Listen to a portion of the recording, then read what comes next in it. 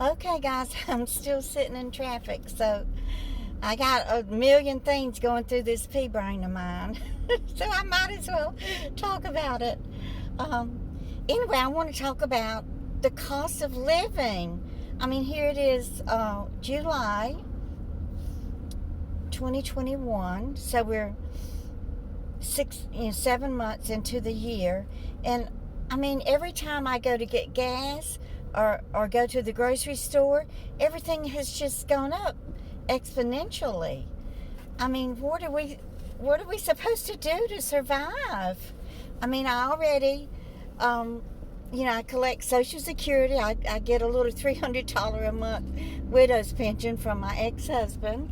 Um, I mean, I'm thankful to get that, but I would have been better off without it because that put me just over the limit so that I no longer get Medicaid. And now, when I had Medicaid in New Jersey, I got $15 a month food stamps. It paid my Medicare premium, which it's what, $155 a month now. And I had dental insurance. Let's see, dental insurance, food stamps. Oh, and a heating assistance check. I think I got that in around December, and it was about $140 or $150. But after I started getting this little widow's pension, that knocked me out of qualifying for Medicaid. So I don't get that assistance now. So I'm just wondering, what are we supposed to do? I mean, we're too old to do any kind of physical work. I mean, even working at Walmart, being a greeter or working in the clothing department and, putting out merchandise and straightening the shelves and hanging clothes back up and doing all of that, you're still on your feet, 7, 8 hours a day. That's just too much for a 70 or 75-year-old woman. I can't do it.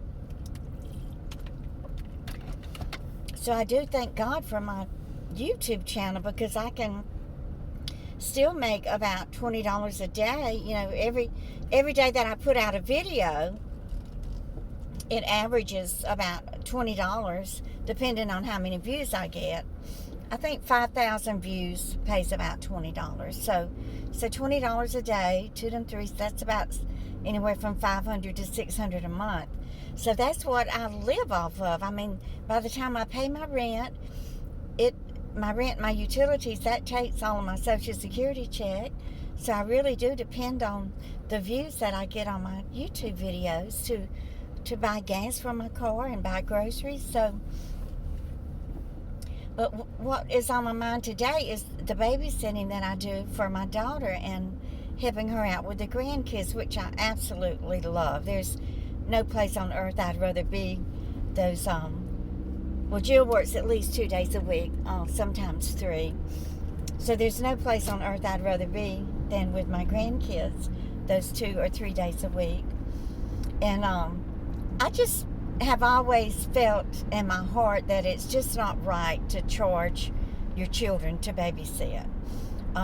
Maybe that's because of the way that my mother was towards me. No way on God's green earth would she help me with the children. The one time that I did beg and ask her to come help me was when Jason was born. He was my firstborn. I knew nothing about breastfeeding. I knew nothing about making formula or bottle feeding or even how to change or fold a diaper. And, back in those days, there weren't Pampers. He was born in 1973. If there were disposable diapers, they had not made it to South Mississippi yet.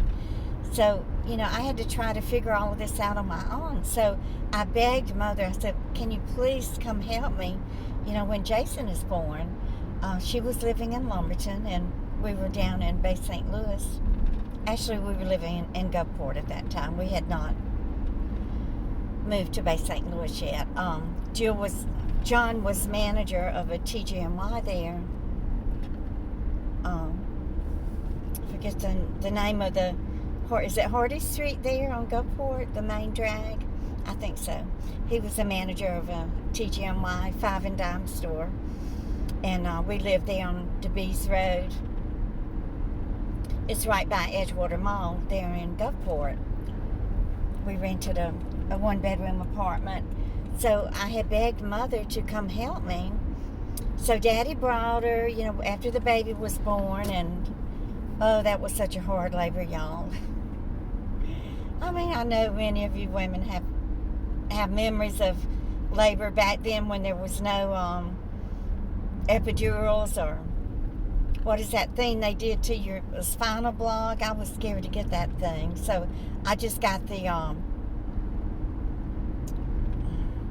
what is it, the stuff the gas, I guess, that they put over your face, but the doctor won't give you the gas until the baby actually comes out, so you've already endured all the pain and the pushing and everything.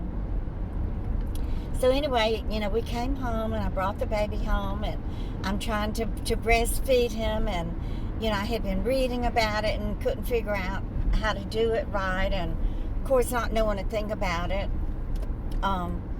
So I finally, Daddy brought Mother to come help me.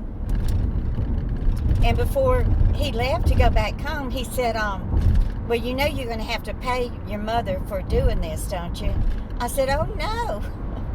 I said, I am not going to pay my mother to do what a mother is supposed to do. I said, just take her back home. So he did. She got in the car with him, and they left. So it just left me there with not knowing what to do. Well, John's twin brother, Jimmy, he and his wife, Eileen, lived in the same apartment complex. So Jimmy came over, and we finally figured out how to make the formula and get the bottle ready for the baby. And so I ended up just giving up on trying to breastfeed him, even though I desperately wanted to breastfeed him. I mean, that was just my innate desire to do so.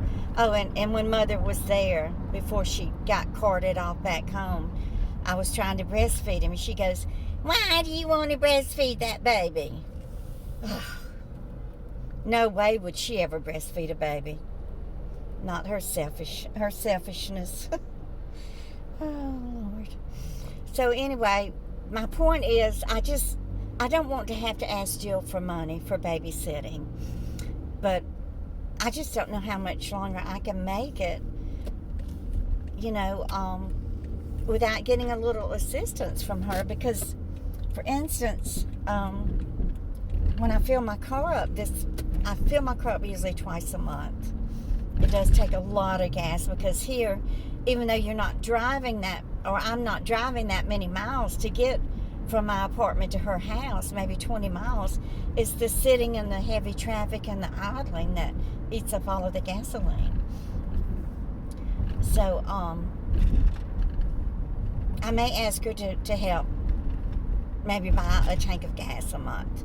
Yeah, I mean, that would help me tremendously, and it wouldn't be too difficult on her, I don't think. But I was just wondering, what do I know a lot of y'all are grandmothers and grandfathers, and many of you do babysit and help your children out with the grandkids. So how do you handle this now that our income is shrinking, and our budget is getting more and more expensive with the cost of inflation? How are you handling being able to manage and function and still be able to make ends meet and have enough money for your food and your medicine and your gasoline and everything? Do you ask for payment from your children? Does it bother you to ask, or do your children insist that you take payment? How do you handle it? So thank you for your advice. I really appreciate y'all so much. Don't forget to subscribe, and y'all just keep on coming back. Bye, guys.